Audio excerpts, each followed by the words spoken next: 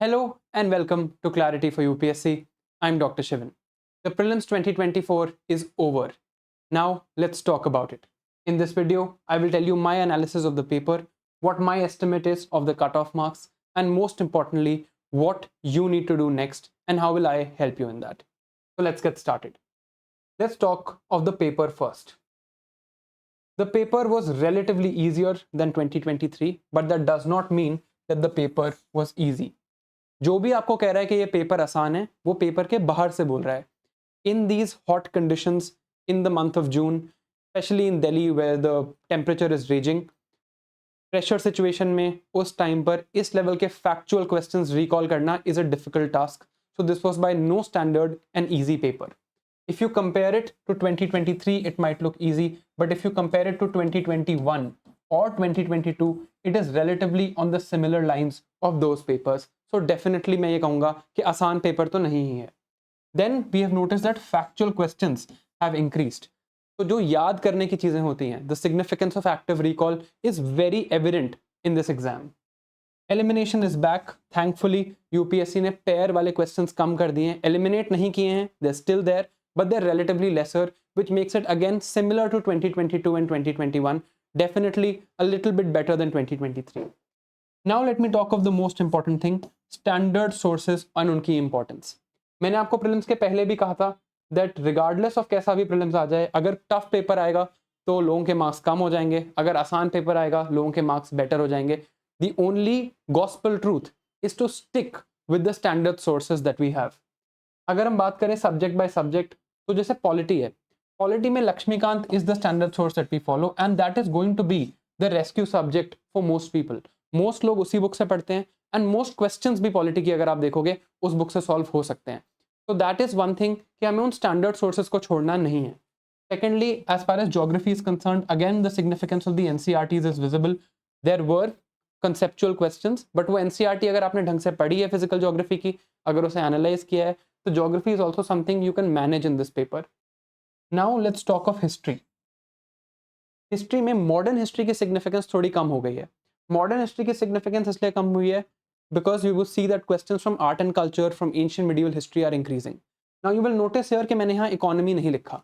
I did not write economy here simply because A, there is no current standard source where you can stick with economy and आप देखोगे कि economy in this paper is probably a game changer in terms of if you know conceptual economy agar aapko concepts like fixed capital and working capital treasury bonds things like collateral borrowing and lending obligations pata hai it makes it easy for you but economy is becoming tougher and it is becoming conceptual even government schemes are now coming there अब बात करते हैं चार और subjects की जो हम ignore करते हैं science and technology environment IR and art and culture since I have started making videos on prelims on YouTube मैंने यही चीज़ें कही हैं कि ये जो चार सब्जेक्ट्स हैं जो इनको ढंग से पढ़ के जा रहा है they are scoring well in the prelims these are the subjects that now have a huge role and they have become game changers science and tech की अगर मैं बात करूँ if you would have seen my lectures that are now available for free we have discuss metaverse in class we have discuss fifth generation aircraft in class we have discuss radio isotopic thermo electric generators in class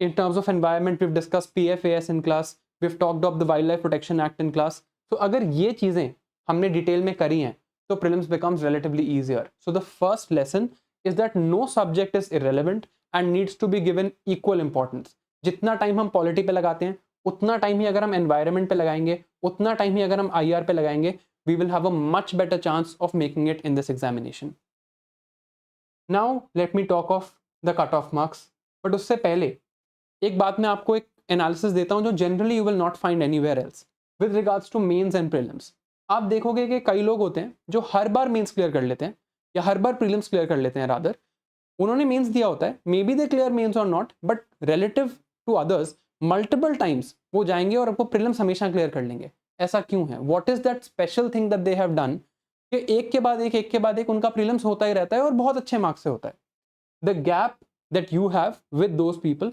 is mains preparation. Mains preparation prelims में बहुत help करती है. So some people you will say they are clearing prelims multiple times. It is because they have cleared or at least studied for the mains in detail. देखो अगर आप prelims का syllabus देखो तो वो detailed नहीं है, right? The prelim syllabus is very short. उससे कुछ पता नहीं चलता. But mains का syllabus है detailed. और जब मेंस के डिटेल्ड सिलेबस में एक एक पॉइंट को हम डिटेल में पढ़ते हैं, it helps a lot in prelims, और वो इस प्रीलिम्स में भी एविडेंट है। जैसे कि let's look at this question.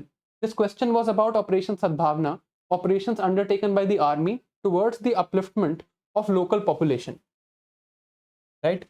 अगर आप मेंस 2023 का क्वेश्चन देखो, इसी साल के मेंस का question was on winning hearts and minds of the people of Jammu and Kashmir. Now इस क्वेश्चन में जब आप पढ़ाई करोगे GS3 के लिए, ऑपरेशन सद्भावना is something you will read, and this is directly something that I had also taught when I was teaching GS3. As you can see here, steps taken by the government to fight the militancy in J&K. These are my notes from last year. And Operation Sadbhavna is highlighted here prominently. तो अगर हम mains की preparation करते हैं, उससे हमें prelims में भी बहुत हेल्प होती है, बिकॉज यूपीएससी अल्टीमेटली ये नहीं चाहता कि हम सिर्फ एक एग्जाम की प्रिपरेशन करके छोड़ दें। The detailed exam is the mains. ऐसे कुछ और भी एग्जाम्पल्स हैं, जैसे कि चीफ ऑफ डिफेंस स्टाफ। ना हो सकता है ये चीज़ आपने प्रीलिम्स के लिए कम पढ़ी हो, although I did cover it in my science and tech notes, but let's say ये आपने कम पढ़ा है, तो मेंस में CDS is a very important topic in internal security. And if you read internal security, you will definitely know कि CDS का main criticism है कि उसके पास कोई ऑपरेशनल कमांड नहीं है, and you can eliminate this second option and get the answer here, right? Similarly, like I'm just showing you my GS3 notes from last year. This is something that we discussed in GS3 last year. और ऐसा नहीं है कि सिर्फ मैंने कराया या मैं ही पढ़ा सकता हूँ, कोई भी अगर GS3 के लिए इंटरनल सिक्योरिटी डिटेल में पढ़ेगा, they will have to read this thing on CDS. CDS की applications, उसके functions, उसके criticism, and this is the likely question this year also. Similarly, अगर हम मेंस का सिलेबस देखें, this is the syllabus of Indian society. Indian society के syllabus में आप यहाँ पर देखोगे that population and associated issues is an important topic. इस पे क्वेश्चंस भी आए हैं, previous year questions, and now mains में भी आपको पॉपुलेशन से क्वेश्चंस दिखेंगे। फॉर एग्जांपल, इस साल प्रीलिम्स में अगर हम देखें, टोटल फर्टिलिटी रेट का क्वेश्चन, या फिर the question on which of these countries have declining population rates, is directly from that part of the main syllabus. अगर आपने मेंस में ये सिलेबस पढ़ा होता, you would realise that these things will become very easy for you. TFR is something I had taught on YouTube, but still अगर आप देखो, the pattern is important, the trend is important. हमें ये बात समझना जरूरी है कि मेंस की प्रिपरेशन अगर कर रखी होती है तो प्रीलिम्स में भी बहुत हेल्प होती है। For example, this is a mains previous year question that I had discussed in write smart this year. Objectives of population education asked in 2021। अब जब आप ये टॉपिक पढ़ोगे, it is bound to happen that you will read about population pyramids and you will read about total fertility rate, and वहां से ये दोनों questions भी सॉल्व हो रहे हैं। So the lesson here, and the very important lesson here, is that mains preparation is something that is quintessential, a sine qua non now for clearing the prelims, or at least giving you an edge in the prelims. Moving forward, बात करते हैं cut off की। I know most of you are probably waiting for this analysis, but cut off का एक number देने से पहले I'd just like to tell you on which factors I have analyzed this number. सबसे पहले ये factor है नंबर ऑफ इजी क्वेश्चंस। अब इजी ही क्यों, मॉडरेट और टफ क्वेश्चंस को कोई यहाँ पर नोट नहीं किया गया। और इजी का मतलब क्या है? इजी मतलब ये नहीं है कि सॉल्व करना बहुत आसान है। अगर किसी पेपर में 42 इजी क्वेश्चंस हैं, वो पेपर इजी पेपर हो जाता है। इजी का मतलब यहाँ पर ये है that if someone has read the standard sources well and they have a good recall potential, then they will be able to solve it. मतलब मैं एक्सपेक्ट करता हूँ कि अगर आपने अच्छे से पढ़ाई करी है, 6 महीने दबा के पढ़ाई करी है, you spent 8 to 10 hours daily, you've read all the standard sources, then this question becomes easy for you. It's not an easy question in itself. And मेरे हिसाब से इस पेपर में वो नंबर somewhere around 42 है, depending on your prep. अगर आपने science and take अच्छे से पढ़ा है, it will become 46. अगर आपने एनवायरनमेंट अच्छे से पढ़ा है, it might become 50 also. But an average estimate is around 42. Then the other factor is CSAT. CSAT की अगर हम बात करें, CSAT if it is extremely tough, तो कई लोगों का ऐसा होता है कि GS में बहुत मार्क्स आ गए और CSAT में फिर वो फेल हो जाते हैं, तो that brings down the cut off. But इस बार ऐसा नहीं है, CSAT was not that tough, especially with relative to 2023। मैं नहीं कहूँगा CSAT ईजी है, मैं तो वैसे भी डॉक्टर हूँ, मैं मैथ्स में ना कोई मुझे बहुत ज़्यादा कुछ मैथ्स आती है, बट मैं कहूँगा this CSAT was relatively doable. Vacancies have increased this year, and if you look at past year trends, like I told you, this question paper is similar to 2021 and 2022. अब ये easy questions वाले factor को थोड़ा और detail में देखते हैं। Easy questions 42 हैं, मॉडरेट क्वेश्चन समवेयर अराउंड 25 हैं, एंड बाकी टफ हैं। मैं एक्सपेक्ट करता हूं कि जो भी इजी क्वेश्चंस होंगे, इसका मतलब ये भी नहीं है कि आपको आते हैं तो आपको सारे करके आ जाओगे। There will be silly mistakes here, but क्योंकि एलिमिनेशन का रोल था, तो यहाँ पर भी ऐसे कुछ क्वेश्चंस होंगे that you will solve. and a total estimate is that a net correct will somewhere be more than this number. जैसे 42 अगर आप करेक्ट करो, your marks become 84. तो somewhere the number will be higher than that because थोड़ी बहुत तुक्केबाजी भी होगी, और ये 42 के 42 किसी के सही नहीं होने वाले, यहाँ पर silly mistakes भी होंगी. So my estimate of the cutoff for this year's prelims based on all these factors is close to 85 to 90. And where did I come to this number? Again, since this paper is similar to 2021 and 2022, 2021 में the cutoff was 87, 2022 में it was 88. CSAT is relatively doable, and the other factor is क्योंकि last year CSAT इतना tough था, सबने बहुत ज़्यादा preparation कर रखी है CSAT की. तो इस बार especially to the students that I have talked to, they're all saying कि CSAT last year से आसान था and at least we are able to get 70, 75 or maybe more than that. तो मेरा estimate ये है. Again, this is just an estimate. It's not a guarantee. If I was analyzing it for myself, I would keep this as my cutoff estimate. Again, इसका मतलब ये नहीं है कि UPSC यही कट ऑफ देगा. ये भी मतलब नहीं है कि आपके मार्क्स इतने आ रहे होंगे. आपने देखा होगा कि लास्ट ईयर भी आंसर कीज में बहुत ज़्यादा वेरिएशन है. तो पहले बात करते हैं कि इस नंबर से ज़्यादा इंपॉर्टेंट ये है कि how will you calculate your marks. आप कैसे बोलोगे कि यार मेरे मार्क्स 85 to 90 के बीच में हैं. मैं आपको रेकमेंड करूंगा कि take any 5 answer keys that you trust. For example, you can take Sarathi IAS answer key, Vision IAS जब अपनी आंसर की निकाल देगा, वाजीराम की, शंकर की, and then all of those answer keys you tabulate a score and then find an average. उससे usually ऊपर नीचे की चीज़ें बैलेंस आउट हो जाती हैं. इसमें यह भी है कि अगर कोई इंस्टीट्यूट ये बोल रहा है कि ये क्वेश्चन डाउटफुल है, let's say someone says that the answer to question 2 can be either D और C, एंड आपने मार्क किया है C, तो भी आप अपने क्वेश्चन को गलत मानो. You assume that your answer is wrong, and तब जाके और ये एवरेज लेके you come to your own number. सारी आंसर कीज का एवरेज और सारे डाउटफुल क्वेश्चंस आपके गलत, then the number that you will come to is going to be very close to what you actually get, right? So 85 to 90 is my number. अब important बात करते हैं कि हमें आगे क्या करना है. So I will divide everyone who is watching into 3 categories. The first category is people who are scoring 95 plus. अगर आप 95 plus score कर रहे हो, let this video be the last time you think about prelims. अगर आपका CSAT clear है and you are getting 95 plus, you have a clear path. You need to prepare for the mains examination. Mains is much more difficult than prelims. It is a much longer examination. एक marks से फर्क पड़ता है. Just need to focus on mains and nothing else. 2 categories और हैं, एक है 85 to 95 और एक है लेस देन 85. एंड जो भी ये नंबर्स मैं लिख रहा हूँ, I am writing this for the general category. आप उसके ऊपर नीचे अपनी कैटेगरी के हिसाब से कर सकते हैं. Now 85 to 95 means that you are unclear, right? And less than 85 means that you're probably not going to make it in this year's prelims. Again, मैं probably बोल रहा हूँ because there is a lot of variation in the coaching institute's answer key and the actual answer key. तो अब, if you fall into any of these 2 categories, you need to ask yourself, will I give the attempt in 2025? क्या मैं 2025 में एक और attempt देने वाला हूँ या देने वाली हूँ? Now, when you ask yourself this question, there are some factors I'd like you to consider. First case है that you have given less than 3 attempts. Your family is supportive, you financially you are sorted, and you have not, ध्यान से सुनना, you have not done dedicated mains preparation. अगर आपने ये चारों factors आपके favour में हैं, the answer needs to be yes.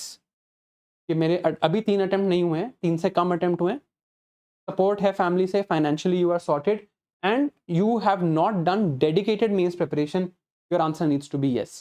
Now, however, if these factors are not true, for example, if you've given more than 3 attempts, you have written mains before and is bar you are not clearing prelims, and financially there is something which precludes you from doing the preparation again, you can think of 2 things. Either you can think of a backup or you can think of other exams. मैंने ये चीज़ें यहाँ पे अलग क्यों लिखी हैं? Because backup is different. Backup is something that you always have. Other exams are a plan B. Last year B, after the prelims result, I got Yashi ma'am, who is a career counselor on my YouTube, and we discussed the backup options that are available to UPSC aspirants. And agar aap kahoge, you can just write in the comments, and even if I see one comment saying this, I will bring another career counselor, and I know much more people now since I've been to Labasna myself. I will bring people who will explain to you these options in detail. Prelims result ke baad, this is my commitment to you, that if you are someone who is not giving 2025 and you are confused about the road ahead, I will help you figure out backup options and other exams that you can target. Now, if you are in this category कि आपने सोच लिया है कि मेरे को 2025 का paper देना है and your marks are somewhere 85 to 90 के बीच में, 85 टू 95 रादर, और 85 से कम है, अगर आप इस कैटेगरी में हो तो अब बात करते हैं कि आपको आगे क्या करना चाहिए। देखो, अगर आप नेक्स्ट ईयर दे रहे हो exam, that means you are going to write the mains, और at least you are planning to write the mains, या आप किसी भी साल अटेम्प्ट दो, मेंस दिए बिना तो सिलेक्शन नहीं होना। तो मेंस की बात करते हैं। मेंस में every mark matters, every single mark is important in the mains. There are 7 papers that are marked, 9 in total, 7 marked papers. क्या क्या हैं? Essay, GS1, GS2, GS3, GS4, and then there are 2 optional papers. तो अब मेरे ही marks से इसको analyse करते हैं। मेरे मार्क्स आए थे 970, this is obviously mains plus interview combined, and my all India rank was 297 in UPSC CSE 2022।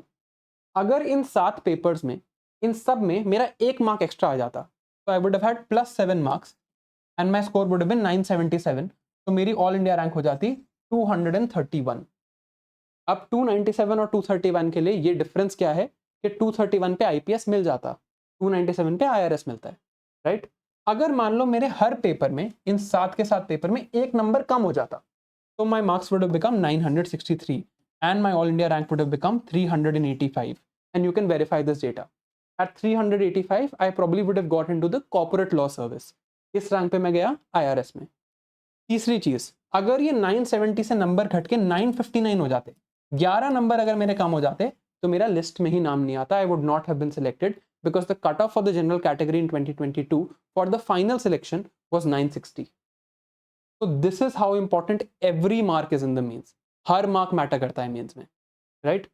The other thing, अगर हम 2025 की बात करें and you are somebody who wants to attempt in 2025, prelims है 25 मई को, मेंस है 22 अगस्त को, this is a mere 88 days.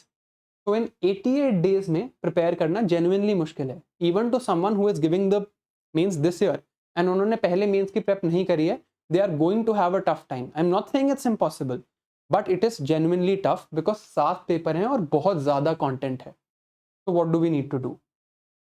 There is one principle I would like you to follow and it's written on the board. If you are appearing in 2025, you must be mains ready by December. इसके लिए एक और चीज मैं आपको कहूंगा, forget the prelims. जितनी जल्दी आप प्रीलिम्स को अपनी मेमोरी से निकालोगे, उतनी जल्दी आप मेंस पे फोकस करोगे, and you have to be mains ready by December if you are appearing. और आपने दिमाग में डिसीजन ले लिया है कि आपने 2025 में अपेयर होना है, you need to be mains ready by December. There is no alternative. If you are mains ready by December, your chances of making it next year are very very high, because जो अब 88 days होंगे वहां पर आप सिर्फ content को consolidate कर रहे होंगे। Now I've written the word means ready here, but let's understand कि means ready का मतलब क्या होता है। What does it mean to be means ready? इसकी बात करते हैं। If you are means ready, it means that your entire content for means is complete. आप अभी prelims दे के आए हो, I'm sure that things like ethics, internal security, Indian society are things जो हमने डिटेल में नहीं देखी होंगी। बट means ready का मतलब है कि अगर मैं आपको बोलूं कि सुनो यार 1 महीने बाद मीन्स होने वाला है, क्या लिख लोगे? Your answer should be a resounding yes. क्या मेरा कंटेंट सॉर्टेड है? मैंने सब कुछ पढ़ रखा है, world history, post consolidation India, there is no single part that I have missed, everything I have done. That means that you are mains ready. You need to have consolidated notes and the content can not be average. Prelims में शायद average content से बात चल जाए, mains में average content से बात नहीं चलेगी।